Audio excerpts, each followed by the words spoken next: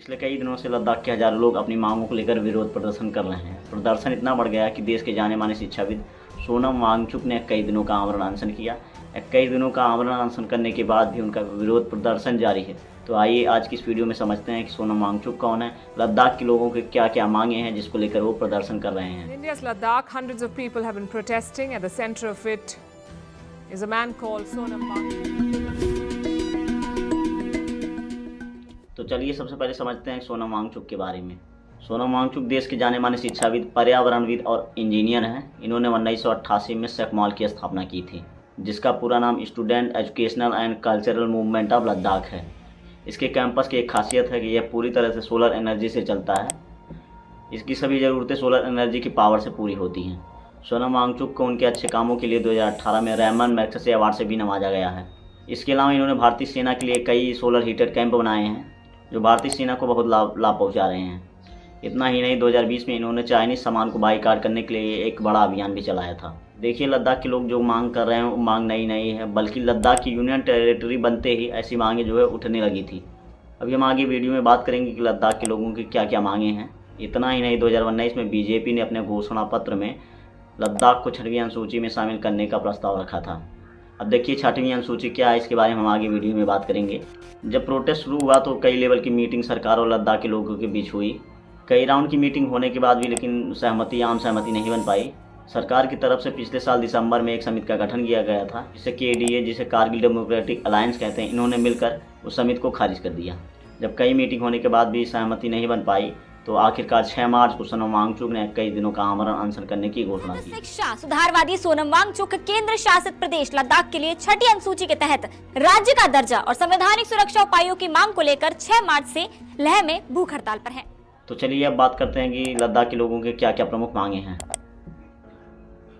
सबसे पहले और सबसे प्रमुख मांग यही है कि लद्दाख को 6वीं अनुसूची में शामिल किया जाए। लद्दाख के लोगों की दूसरी मांग यह है कि लद्दाख को एक राज्य बनाया जाए। लद्दाख के लोगों की तीसरी मांग है कि लद्दाख के पर्यावरण की रक्षा की जाए, तथा इसके साथ ही उनकी मांग है कि राज्य में पब्लिक सर्विस कमीशन की भी स्थापना की जाए। तो चलिए एक एक करके सभी डिमांड को अच्छे से समझते हैं। सबसे पहले समझते हैं कि 6वीं अनुसूची क्या है।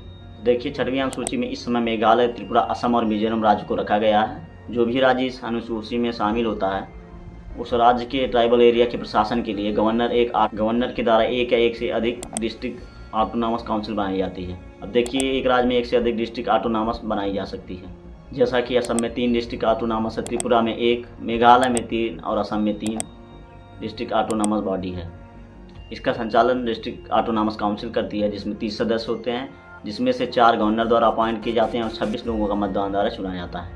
जो भी राज्य इस 6 शेड्यूल में शामिल होता है उसके काउंसिल के पास कई शक्तियाँ आ जाती हैं, जैसे डिस्ट्रिक्ट काउंसिल प्राइमरी स्कूल बना सकता है, मैनेज कर सकता है, उस एरिया में विशेष प्रकार के टैक्स लगा सकता है, लैंड रेवेन्यू कलेक्ट कर सकता है। इतना ही नहीं, ये काउंसिल कई प्रकार के नियम भी बना सकती है, जैसे कि ज़मीन से जुड़े कानून, जंगल से जुड़े कानून, प्रॉपर्टी, तलाक, शादी, सभी के लिए कानून बना सकती है। लेकिन इन सब कानूनों को लागू होने के लिए राज्य के राज्यपाल की अनुमति जरूरी है। इसलिए लद्दाख के लोग लद्दाख को 6वीं अनुसूची में शामिल करने के लिए कह रहे हैं, जिससे उनके कल्चर, इन्वायरमेंट सभी का संरक्षण सुनिश्चित होगा। जैसा कि आप सब जानते हैं कि पहले जम्मू कश्मीर एक राज्य था, विभाजन के उसके बाद उसे 2 UT में बांट दिया गया, जिससे लद्दाख का सारा कंट्रोल सेंटर के पास चला गया। वहाँ की स्टेट असेंबली को भी ख़त्म कर दिया गया। लद्दाख के लोगों का कहना है कि यहाँ एक स्टेट असेंबली बनाई जाए, जिससे लद्दाख के लोगों का उचित राजनीतिक प्रतिनिधित्व मिल सके। इसके अलावा लद्दाख के लोग लोकसभा में 2 सीटों की मांग भी कर रहे हैं, जो कि अभी पूरी नहीं हो सकती क्योंकि 2026 तक लोकसभा में सीटें निश्चित हैं और कोई भी बदलाव 2026 के बाद ही हो सकता है। सोनम वांगचुक का कहना है, पहले जो है राज्य को संरक्षण मिलने के कारण यहाँ का एनवायरनमेंट सुरक्षित था, बहुत ज़्यादा कंपनियाँ नहीं आती थी, जिससे वहाँ के पर्यावरण पे कोई प्रतिकूल प्रभाव नहीं पड़ता था। लेकिन जब से लद्दाख UT बना है तब से सरकार ने लद्दाख के पर्यावरण की परवाह किए बिना ही बड़े कॉरपोरेट के साथ मिलकर सरकार ने कई प्रोजेक्ट शुरू कर दिए हैं।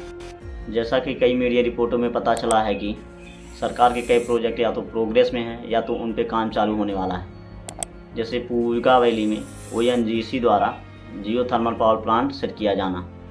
इसके अलावा लद्दाख में लगभग 7 हाइड्रो प्रोजेक्ट शुरू होने की भी संभावना है।